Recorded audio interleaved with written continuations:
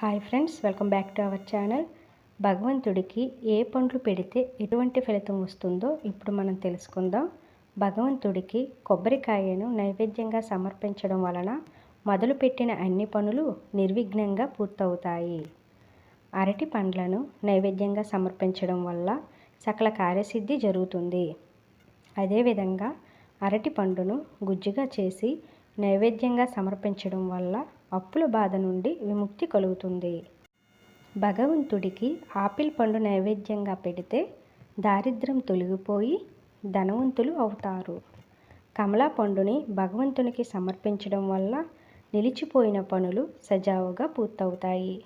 సపోటా పండుని నైవేద్యంగా సమర్పిస్తే వివాహం కాక ఇబ్బంది పడుతున్న వారికి వివాహం జరుగుతుంది. పనస పండును దేవుడికి నైవేద్యంగా పెడితే శత్రునాశనం అవుతుందని, రోగ విముక్తి కలుగుతుందని చెబుతారు. ద్రాక్ష పండ్లను భగవంతునికి నైవేద్యంగా పెడితే రోగాలు నశించి సుఖ సంతోషాలతో జీవిస్తారు. భగవంతుడికి అంజీరా పండ్లు నైవేద్యంగా పెడితే అనారోగ్య బాధలు తొలగిపోతాయి. శనీశ్వరుడికి నేరేడు పండును నైవేద్యంగా పెట్టి ఆ ప్రసాదాన్ని తింటే వెన్నునొప్పి, నడునొప్పి తగ్గి ఆరోగ్యంగా ఉంటారు. మామిడి పండును నైవేద్యంగా పెడితే రావాల్సిన నగదు ఎటువంటి అవాంతరాలు లేకుండా తిరిగి వస్తుంది. అంతే ఫ్రెండ్స్, వీడియో నచ్చినట్లయితే తప్పకుండా లైక్ చేసి షేర్ చేయండి. Thank you for watching.